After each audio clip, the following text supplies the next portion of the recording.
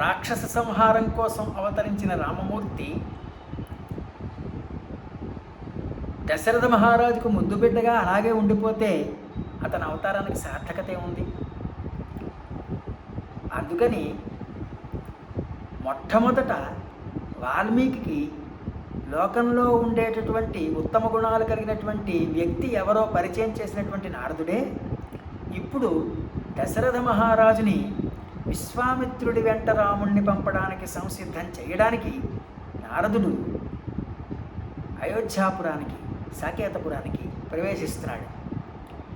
ఈ నారదుడు రావడం అనేది నా రామకళావిణిలో కొత్త కల్పన.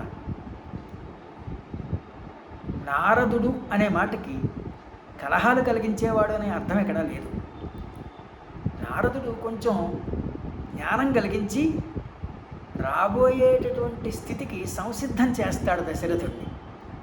అది ఆ నారదుడు రాక, అది ఆ విశేషమంతా ఈ కథాంశంలో చెప్తున్నాం. నారదాగమనం. జీవనము శ్రీరామనామము, జీవితము ఆ స్వామి సేవకు, ధన్యమాయను మీదు జన్మము, వరదుగాంచుచు వరలు చుందురు అయోధ్య జనులా ఆర్యులు మీరే. నారదుడు వస్తూ ఇలా అంటున్నాడు, ఓ అయోధ్య జనులారా, మీరు శ్రేష్ఠులయ్యారు రాముడితో కలిసిమెలిసి తిరగడం వల్ల.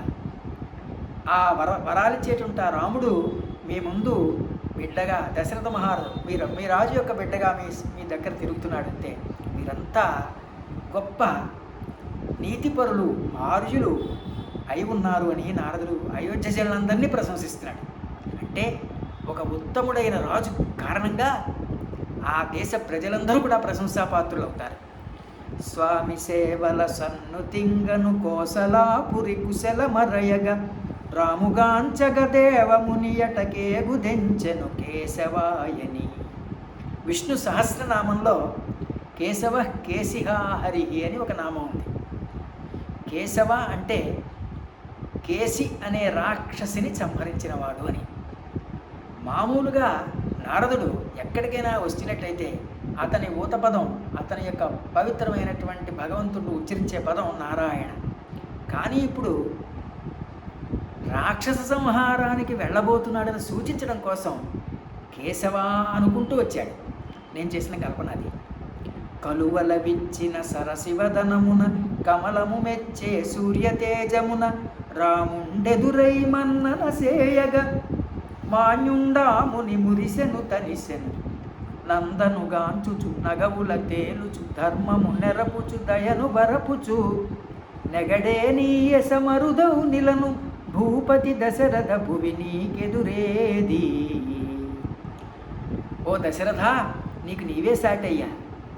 సాక్షాత్తు పరమాత్మను పుత్రుడిగా పొందావు, చక్కని ధర్మం స్థాపించావు, ప్రజలందరి మీద నాస్తి ధర్మో దయాసమహ అన్నారు కాబట్టి దయను ప్రదర్శించే ఉత్తమ పాలకుడుగా ఉన్నావు. నీ కీర్తి ప్రపంచమంతా వ్యాపిస్తుంది, నీకెదురేది అని పొగుడుకుంటూ వచ్చాడు. అనయము కుశలమున ఆత్మీయముగా అడిగే నారదు ననువు నగొలిచి, అంతరంగమును అర్పణ చేసి కేలుమోర్చెకెందామర తీరునా.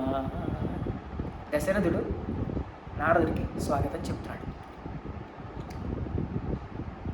అర్ఘ్యం పాద్యం ఇచ్చిన తర్వాత మీ రాక కారణం ఏమిటని అడుగుతారు కదా. ఏమి మహాత్మా రాక కారణము, శుభము గూర్చు మన్మందిరమునకు, నారాయణయను నామము పలుకుచు వెతల దీర్తువే విందు సేతువే, నేడు కేశవ అనెదవేలను. నారదుడి యొక్క ప్రఖ్యాతి ఏమిటంటే నారాయణ అంటూ రావడం. కానీ నారదుడు ఈనాడు కేశవ అనడం దశరథుడికి విడ్డూరం అనిపించింది. అనియానందము మేరగ పలుకగ, దీవెనలింపుగ దివ్యతనీయగా, పులకవడమగ పుడమిపతియు శ్రీరాముని భాగ్యము నారయ గోరెను. ఎన్ని ఏడులెలమిమైని దేవతలను అర్చించిన, యజ్ఞయాగ క్రతు శతములు ఆచరించినను గాని, కలగక కంటిని రామచంద్రునతి ప్రీతిని, విడువక ఎడబాటుగాక అతని గాంచుటే గదా అనవరతము నాకు ప్రియము. అట్టి రాముడెట్టి జాడ జీవితము నెరపునో అతని భాగ్యమది ఎంతయో అరసి చెప్పుమ మునివరేణ్య.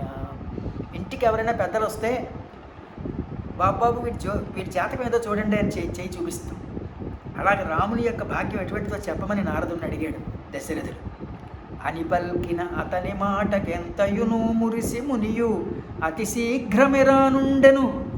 దశరథుడు పారిటి పిడుగుబాట్లు అంటూ మాట, ఇదిగో వెంటనే వస్తున్నాడు విశ్వామిత్రుడు అని చెప్పాడు. అతి శీఘ్రమెరానుండెను అతనింగొని పోగ కౌశికముని అని పలుకగా తల్లడిల్లి తత్తరపడే అవని పుడాందోళితుడై. రాము మోము కౌముదినొక క్షణము గనక నిలువనోపలేను అన్నాడు దశరథుడు. ఎందుకంటే జాబిల్లినందగా కేల్దోయి సాచుచు మరాము చేసెడి ముద్దు కొమరున్ ఊరార్పగను నుంచి ముగురమ్ముగొని వచ్చి మోదమ్ము నింపిన దశరథేశుడు. అనయమ్ము రామునే మదిలోన నింపుకొని విడగాజాలని వెర్రి తండ్రి తనయునందు ప్రేమ తనకు నగ్గలమైన మునివర్యుతో పంపమదిని రోసే. పుత్ర ప్రేమకు సాటియే పుడమిలోన ఆత్రముందించు మనమును దవులేగ పాత్రమైనట్టి తనయుడే పరమఘనుడు నీలఘన శ్యామ శ్రీరామ నిత్యనామ. దశరథుడు ఎడబాటు సహించనంతటి పుత్రప్రేమ గలవాడు. అటువంటి పుత్రప్రేమకు పాత్రుడైనాడు శ్రీరాముడు. అందువల్లే అతని నామం నిత్యం ఉచ్చరించే ఉత్తమ పుత్రుడుగా అతన్ని ఆరాధించే ప్రజలందరికీ నిత్యనామం అయింది అతని నామం. నారదుండు అనియనిట్లు లేక లేక కలుగు బిడ్డ లక్షణముగ లక్ష్యమంది శుభ పరంపరల్ పొందుట కాదే తండ్రికి ఆనందము. విశ్వామిత్రువెను వెంటనే రాముని బెదరకయంపుము. అతన్ని శీఘ్రమే తీసుకుపోతాడు కౌశికముని అని ముందు చెప్పాడు కదా. అంచేత నీకేం సందేహం లేదు, అతడు విద్యాబుద్ధులన్నీ నేర్చుకుంటాడు. అంతకుముందు వశిష్ఠుడి వద్ద బుద్ధిని ప్రకాశింపజేసే చక్కని శాస్త్ర విద్యలు నేర్చుకున్నాడు. ఇక మీదట రాక్షస సంహారానికి కావలసినటువంటి అస్త్ర శస్త్రాది విద్యలన్నీ నేర్చుకోవడానికి విశ్వామిత్రుడు ఇతన్ని సాధనంగా చేసుకుంటాడు. రాముణ్ణి బెదరక అనుపుము అని నారదుడు అన్నాడు. అతడు విద్య బుద్ధులెన్నో వివిధ శస్త్ర అస్త్రములను విదితముగను బోధించును. అవి తెలిసిన రాముడెంతో లోకరక్షకుండవునని ముని పలికెను ముదమునను. రాముడు మానవుడిగా పుట్టాడు, విద్యాభ్యాసం చేయాలి. విద్యాభ్యాసం చేయడం రాముని యొక్క విద్యాభ్యాసం యొక్క ప్రయోజనం ఏమిటంటే భూమిపై మునుల తపస్సులకు ఆటంకంగా ఉండేటువంటి రాక్షసులను సంహరించడమే అతని యొక్క విద్యాభ్యాసం యొక్క సార్థకత. ఆ విధంగా లోకరక్షణ చేయాలి. మోసగారి మల్లన్నల మాయసేయు రక్కసులను ముదము మీర భువినెల్లను మురియజేయ మట్టుపెట్టు రాముడనగరమించునే మునియౌ మదీయమతి. రామనామ స్మరణమునను మురియు చంద్రమౌళి రీతి రామనామ గానము చే రమించును నామనము. పరమశివుడు ఎలాగైతే శ్రీరామ రామ అంటూ జపిస్తూ పార్వతికి ఉపదేశం చేస్తూ ఉంటాడో అదేవిధంగా నేను అన్ని దిక్కులా రామనామాన్ని వ్యాప్తి చేస్తూ ఆనందిస్తూ ఉంటాను. నేను ఎలమినెల్లరికి నీలను ఇక్కట్లను అణచునామమా నామము ప్రతినిత్యము పుత్రవత్సలత తోడుత పలికే ధన్యుడవీవే. నేను నారాయణ అనుకుంటూ నారాయణ రూపంలో ఉండేటువంటి నీ బిడ్డ రాముడిని చూడడానికి వచ్చాను. నువ్వు సాక్షాత్తు ఆ పరమాత్మని పుత్ర రూపంలోనే లాలించే వాత్సల్య రసం చూపించేటువంటి ధన్యుడు అయ్యావు. ఎంత ముద్దు మురిపమున్న ఏటికేడు పెరుగుచున్న బిడ్డ పట్ల భీతి వీడి స్వేచ్ఛనీయవలయు తండ్రి. మా బిడ్డ మా ఇంట్లోనే ఉండాలని అనుకోవడం పిల్లలకి సహజం, తండ్రులకి సహజం, మాతాపితలకు సహజం. కానీ అలా ఉంటే అతను ఉత్తమ పౌరుడిగా అవడానికి కానీ లోకంలో బాధ్యత కలిగినట్టు పౌరుడిగా అయ్యి తీర్చిదిద్దబడ్డానికి కానీ అవకాశం లేదే. గురువు దగ్గరికి వెళ్ళవలసిందే. క్షతాత్కిలత్రాయతయని క్షత్రియ నామము నాదగు. పైగా మీరు క్షత్రియ వంశంలో పుట్టారు. క్షత్రియ అనే మాటకి అర్థం ఏమిటంటే ప్రజలని బాధల నుంచి, గాయముల నుంచి, అనేకమైన నీతి బాధల నుంచి రక్షించడము అని అర్థం. మరి ఆ క్షత్రియ నామం సార్థకం అవ్వాలంటే, రాజ్యరక్షణ చేయాలంటే విశ్వామిత్రుడు గారి వీర విద్యలన్నీ రాముడు నేర్చుకుని తీరాలి. క్షతార్కిలత్రాయతయని క్షత్రియ నామమునాదగు రాముడు వీరోచితముగా రాజ్యరక్షణము సేయును. వీర విద్య గరపునతడు బ్రహ్మర్షి రామునకును. యాగరక్షణము నెపమున యోగ సిద్ధుడా మహర్షి రాముని గొనిపోనుండగా అడ్డు చెప్పకుము రాజా అతిశయమతి వివేకదా. గాధేయుయాగము ఘనముగను రక్షింప సిరిగెలుచు తీరున శుభముగూడు. విశ్వామిత్రుని వెంట ఉల్లమలరగనేగు ఆ బాలమూర్తియే అమృత స్ఫూర్తి. ఉప్పొంగు కౌశికుని ఊవిళ్ళులూరించు సొగసు అతని సొమ్ము సొంపుగాదే.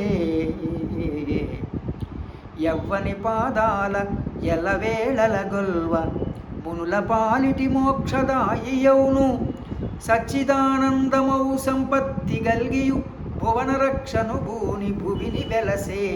అతడు ఘనుడాతడమృతుడచ్యుతుండు అమరనది అలల పాదాల చెంగలించు అమృతాఖ్యానమాతని గాధయౌను. ఇలను నిలుపును కలకాలమిడుము బాపి. రాముడి కథ ఎంత పవిత్రం అవుతుందంటే, నారాయణుడి పాదాల నుంచి పవిత్రమైనటువంటి గంగ ఎలాగైతే పాపుల్ని పునీతం చేస్తుందో, సాక్షాత్తు ఆ నారాయణుడైనటువంటి రాముని యొక్క కథ కూడా పాపాలను పోగొట్టి కష్టాలను తొలగించేదిగా ఉంటుంది. అనియనినంతనే మనమున చింతను తృణముగతునిమి దోయిలించే విభుడు. ఇంత చక్కగా బోధపరిస్తే ఎవరు పంపకుండా ఉంటారండి? నారదుడు అలా బోధపరచగానే తనలో ఉండే రాముడిని విడిచిపెడతాను అనేటటువంటి చింతని గడ్డి పరకలా తీసి పారేశాడు. దోయిలించునా దొరయును దైన్యమునే పారద్రోలి నిశ్చయాత్మ బుద్ధితోడ నీరజలోచనుగాంచెను.